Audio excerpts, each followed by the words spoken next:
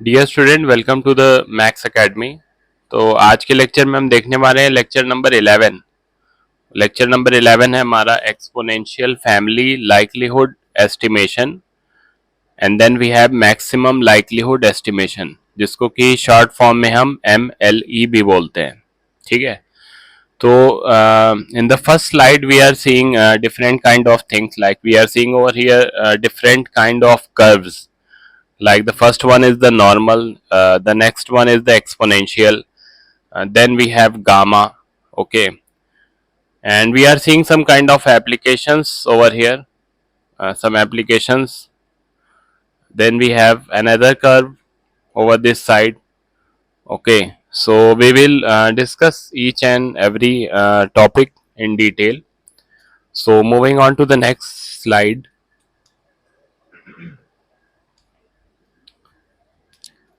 तो सबसे पहले हम देखते हैं कि एक्सपोनेंशियल डिस्ट्रीब्यूशन है क्या। तो एक्सपोनेंशियल डिस्ट्रीब्यूशन जो है हमारा वो ऐसा डिस्ट्रीब्यूशन है जहाँ पे टाइम मॉडल होता है बिटवीन द इवेंट्स। ठीक है, किसी भी इवेंट के बीच में अगर हम मॉडल कर रहे हैं टाइम को, तो वो क्या है, हमारा एक्सपोनेंशियल डिस्ट्रीब्यूशन है। ठीक है। और यहाँ पे एक चीज लिखी हुई है जो इंपॉर्टेंट है, until a specific event occurs in a continuous process.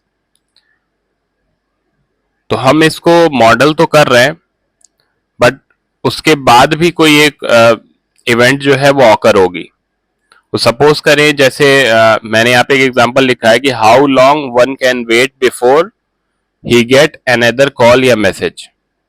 जैसे दो कॉल के बीच में गैप कितना है, दो मैसेजेस के बीच में गैप कितना है, इस तरह की चीजें जहां पे भी हैं। तो डिफरेंस ऑफ टाइम क्या है, how much time will pass. ठीक है, एक इवेंट से दूसरे इवेंट के बीच में। जैसे मान लिया मैं लेक्चर ले रहा हूं, तो इस वाले लेक्चर में और नेक्स्ट वाले लेक्चर में कितनी ड्यूरेशन होगी, गैप। ठीक है, इस तरह की चीजें हमारी किस में आती हैं, एक्सपोनेंशियल डिस्ट्रीब्यूशन में आती है। मैं एक एग्जांपल लेता हूं यहाँ पे, आप इसको समझने की कोशिश करिएगा। ठीक है, वैसे तो अभी मेरे पास बहुत से एग्जांपल्स हैं, लेकिन अभी मैं यहाँ पे एक एग्जांपल लेता हूं। आप सपोज करें कि आ, कोई एक बस है, कोई एक बस है।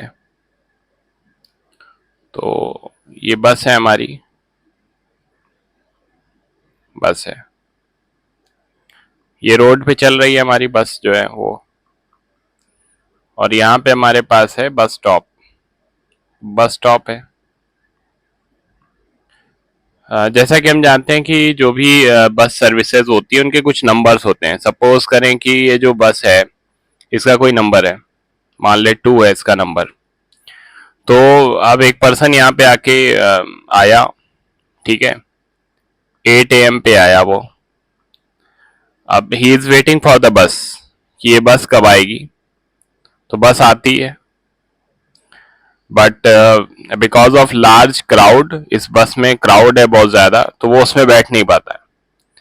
तो वो पता करता है कि द नेक्स्ट बस ऑफ दिस नंबर वो कब आएगी। तो सपोज करते हैं कि वो 1 मिनट के बाद आएगी। सपोज करते हैं 1 मिनट के बाद आएगी। फिर नेक्स्ट बस कब आएगी, 2 मिनट के बाद आएगी। फिर नेक्स्ट कब आएगी, 3 मिनट के बाद आएगी। You can easily relate it with the example of metro, but I have considered over here the example of बस। ठीक है। तो ये जो 1 मिनट है हमारा, ये क्या है, ये जो 1 मिनट है हमारा, ये क्या है, 1 मिनट, ये है हमारा टाइम बिटवीन द इवेंट्स। मतलब एक बस आई, चली गई, और दूसरी बस आई है, इनके बीच का गैप। ठीक है, इवेंट 1 एंड इवेंट 2 के बीच का गैप, जो ड्यूरेशन है हमारा, वो क्या है, उसके उसके जो कर्व अगर हम प्लॉट करते हैं, तो वो किसके थ्रू होंगे, एक्सपोनेंशियल डिस्ट्रीब्यूशन के थ्रू होंगे। ठीक है, एक्सपोनेंशियल डिस्ट्रीब्यूशन के थ्रू वो प्लॉट होंगे। अब देखते हैं हम अपने जो एग्जांपल हमने इसमें लिए हैं। तो आप देखो यहाँ पे, जैसे मान लो ये कर्व फॉर्म हो रहा है। ठीक है, ये कर्व फॉर्म हो रहा है। सपोज करते हैं 0 से 3 का डिफरेंस है, मतलब हर 3 सेकंड पे कोई इवेंट हो रही है मान लो। तो ये मान लो यहाँ पे जो मैंने ये लाइन खींची है, ये किसकी खींची है, x इज इक्वल टू 3 की। ठीक, तो एरिया अंडर कर्व क्या हो जाएगा, x इज इक्वल टू 0 से 3। अब मान लो जैसे यहाँ पे है तो यहाँ पे एरिया अंडर कर्व 1 है, तो मतलब ये क्या हो जाएगा 1। ठीक, मतलब हर एक 1 सेकेंड पे कोई इवेंट हो रही, हर एक 3 सेकेंड पे कोई इवेंट हो रही। ठीक है, तो this is all about the exponential distribution. कुछ इसके हमारे पास एप्लीकेशंस होते हैं in the fields of machine learning, like reliability engineering, जहाँ पे वो मॉडल करता है the life time of components और सिस्टम।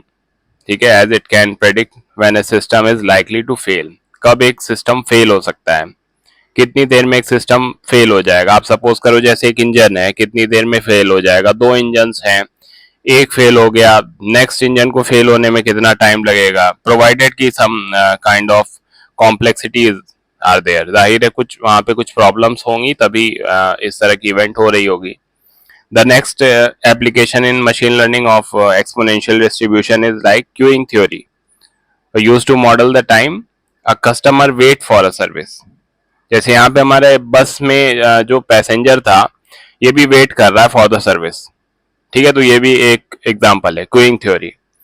सर्वाइवल एनालिसिस हो सकता है, analyses the time until a specific event occurs. जैसे एक मेडिकल प्रोसीजर के बाद एक पेशेंट के सर्वाइवल की प्रोबेबिलिटी क्या है। या फिर time series analysis helps understand the time interval between significant event in data. ठीक है, जैसे दो ट्रांजैक्शंस के बीच में कितना जो है वो ड्यूरेशन का गैप है। ठीक है, तो this is all about the exponential distribution. तो ये जो कर्व बनता है हमारा, ये इस तरह का कर्व बनता है जैसे हमें यहाँ पे दिख रहा है। और जो इक्वेशन हमारे पास यहाँ पे आती है वो आती है y is equal to lambda e to the power minus lambda x. ठीक है, ये x कौन सा है, वही x है जहां पे ये बन रहा। Okay, so moving on to the next slide. अब यहाँ पे हम देख रहे हैं जैसा मैंने बोला कि ये x वही है जिसको कि हम देख रहे हैं यहाँ पे। ठीक है, तो जैसे मान लो ये जो x है ये सम वैल्यू फॉर x, इस x के हिसाब से ये y हमारा चेंज होगा। ठीक है, इसको बोलते हैं इक्वेशन फॉर एक्सपोनेंशियल डिस्ट्रीब्यूशन। तो जो लैम्डा होगा हमारा उसको हम बोलते हैं रेट पैरामीटर, और वो क्या होता है, directly proportional to how quickly the things are going to happen. जैसे if lambda is equal to 1, जैसा मैंने भी पहले एग्जांपल में बोला था, we said that the event is happening at every 1 second. तो सपोज करें कि जब भी मैं यहाँ पे लेक्चर में जब भी कुछ बोल रहा हूँ तो मेरे हर एक वर्ड के बाद जो दूसरा वर्ड मैं बोल रहा हूँ वहां पे जो गैप हो रहा है वो 1 सेकेंड के अराउंड का गैप हो रहा है। ठीक है, तो गैप बिटवीन द इवेंट्स। ठीक है, the amount of time between the events we can say. तो इस तरह से अगर हम देखें तो ऐसा तो नहीं है there are series of the events, एक इवेंट तो होती नहीं है, E1 E2 E3 E4 बहुत सारी इवेंट होती हैं। तो जब हमारे पास बहुत सारी इवेंट होती हैं तो हमारे पास जो लैम्डा की वैल्यू होगी वो लैम्डा की वैल्यूज भी बहुत सारी होंगी। 2 सेकेंड, 2.5 सेकेंड, 0.5 सेकेंड पे इवेंट हो रही। तो इनमें कौन सबसे ज्यादा ऑप्टिमल है, कौन सबसे ज्यादा सुटेबल है to choose that there is one another thing which is known as maximum likelihood. ठीक है, तो the goal of maximum likelihood is to find the suitable value for the lambda. कौन सी वैल्यू लैम्डा की suitable है, ठीक है, उसको बोलते हैं मैक्सिमम लाइकलीहुड। सो आप ऐसे देखें जैसे x1 इज इक्वल टू, मान लो यहाँ पे कुछ हो तो the amount of time pass between E1 and E2। x2 मान लो the amount of time pass between E2 and E3। x3 the amount of time pass between E3 and E4। कुछ n measurements है हमारे जैसे x1 x2 dot dot dot xn। ठीक है, तो for this अगर हम लाइकलीहुड निकाल लें x1 के लिए तो उसके लिए एक्सप्रेशन ये है हमारे पास। अगर हम x2 का लाइकलीहुड निकाल रहे हैं तो उसके लिए एक्सप्रेशन ये है हमारे पास। अगर हम दोनों का कंबाइंड लाइकलीहुड निकाल रहे हैं तो हमारे पास ये एक्सप्रेशन है। ठीक, so moving on to the next slide. बहुत सारे लाइकलीहुड्स आ रहे हैं तो उनका प्रोडक्ट हम ऐसे दिखाते हैं, product of all likelihood. So we can write it as in this way. ठीक, अब क्या कर रहे हैं हम, we are going to take the derivative of the above expression. ठीक है, solve for lambda when derivative is set to be equal to 0। तो at the maximum likelihood the slope derivative is equal to 0। ठीक है, ये हमारा जो graph है वो किसके किसके बीच में है, लाइकलीहुड वर्सेस लैम्डा। तो ये लैम्डा 1 के करस्पॉन्डिंग है, लैम्डा 2 के करस्पॉन्डिंग है, लैम्डा 3 के corresponding, dot dot dot lambda N. Why there are multiple lambdas, because we have multiple events. Okay, so moving on to the next slide. तो step one हम क्या करेंगे, जो हमारा एक्सप्रेशन था उसका हम डेरिवेटिव लेंगे. जब डेरिवेटिव लेंगे तो दिस विल कम. ठीक है, मैंने यहाँ के स्टेप्स यहाँ पे नहीं दिखाए हैं. We know how to take the derivative of this. ठीक है, अगर आपको नहीं पता है how to derivative, how to take derivative of this kind of things, तो आप एक बार डेरिवेटिव वाले लेक्चर्स को रेफर करेंगे. ठीक है, there are many videos on YouTube, you can refer to that. ठीक है, moving on to the next step. तो स्टेप 2 हमारे पास क्या है, जैसा मैंने बोला था कि we have to set the derivative to 0 and solve for lambda. हमने 0 करके सॉल्व किया फॉर लैम्डा. आप समझ लो कि यही सेम एक्सप्रेशन हमने ऐड कर दिया ऑन द बोथ साइड. तो जब यही सेम एक्सप्रेशन यहाँ पे ऐड करोगे प्लस वाला, तो ये और ये तो कैंसिल हो जाएगा. तो ये जैसे ही कैंसिल होगा, राइट साइड में आपके पास ये रह जाएगा.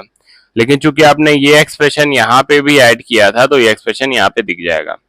We know that we can add on LHS and RHS both. ठीक है, अगर हम ऐड करते हैं तो the inequalities remain the same. ठीक, so moving on to the next slide. तो जब हम इसको सॉल्व करते हैं, we will get this expression. So this expression is important for us. How we are going to calculate the lambda, provided the value being provided is n and different values of the x. ठीक है, this is known as the maximum likelihood estimate for the lambda. ठीक है, तो आप जैसे समझ लो कोई 1 second pass between E1 and E2, तो x1 की वैल्यू 1 होगी. अगर 1.5 हो रहा तो 1.5 होगी x2 की वैल्यू. 2 सेकेंड पास हो रहा बिटवीन इवेंट्स, देन x3 की वैल्यू 2 होगी. ठीक है, जाहिर है ये इवेंट्स हमारे चेंज होते रहेंगे, E1 and E2, E3, E4 okay and so on. So moving on to the next slide. Next slide से जाने से पहले मैं एक बार आपसे ये कहूंगा कि कर्व हमेशा जो है वो डेटा डिस्ट्रीब्यूशन को रिप्रेजेंट करता है किसी न किसी तरह से. आप समझ लो जैसे हमारे पास यहाँ पे लो है, यहाँ पे हाई है, और प्रोवाइडेड कि ये डेटा पॉइंट डिस्ट्रीब्यूटेड है. ठीक है, तो क्या ये डेटा पॉइंट यूनिफॉर्मली डिस्ट्रीब्यूटेड है? नहीं. लो में हमें दिख रहा है कि कुछ कम है डेटा, हाई में थोड़े से ज्यादा दिख रहे हैं, और in the mid we are seeing that there are lot of data. So we have some different kind of curves, like we have the first curve as the normal. और normal में क्या होता है, here we can expect most of the measurement to be close to mean. तो जो भी mean है अगर उससे close हमारा curve कोई बन रहा तो वो normal होगा. और exponential में क्या होगा, here we want to model and predict the time until a specific event happens. जैसे अभी हमने थोड़ी देर पहले जो curve देखे थे वो exponential थे, तो between the times वो हो रहे थे until a specific event happens. ठीक है. The next one is the gamma curve. The third curve is gamma curve. Okay, here we want to model the waiting time for a specific number of events to occur in a Poisson process. ठीक है, तो these kind of curves are representing the different distribution for different kind of data. So moving on to the next slide. अब देखते हैं यहाँ पे हमारे पास मान लीजिए जैसे जो हमारे पास डेटा डिस्ट्रीब्यूशन था वो ऐसे था. ठीक है, हम क्या कर रहे हैं, हर किसी के करस्पॉन्डिंग एक कर्व बनाना चाह रहे हैं, प्रोवाइडेड कि we want to have the maximum likelihood. तो मान लीजिए मैंने इसके करस्पॉन्डिंग एक बनाया. Are the maximum data covered? No. फिर बनाया, फिर बनाया, फिर बनाया. किस कर्व पे मैक्सिमम डेटा हमारे कवर्ड हुए? मैक्सिमम डेटा किस कर्व पे हुए? इस वाले पे हुए, इस वाले पे हुए. देखो आप, मैक्सिमम डेटा हमारे इस वाले पे हुए, तो इससे जो हमारी लैम्डा की वैल्यू आ रही होगी वही क्या हो जाएगी, हमारी maximum likelihood. Why? Because we want the location that maximises the likelihood. ठीक है, हमें ऐसी लोकेशन चाहिए जहां पे लैम्डा की वैल्यू हाई हो. ओके, सो ये हो जाएगा हमारा location for mean max likelihood. ठीक है, यहाँ पे मीन और लाइक्लीहुड दोनों की वैल्यू क्या हो जा रही, सेम. ठीक. So this is all about the lecture number 11. In the next lecture we will see about lecture number 12, where we will discuss about the regularization, ridge and lasso regression. So there are different kind of regularization like lasso regression, ridge regression. Lasso regression is represented as the L1 and the ridge as the L2. So stay tuned to the Max Academy. and we will discuss lecture number 12 in next video. Thank you.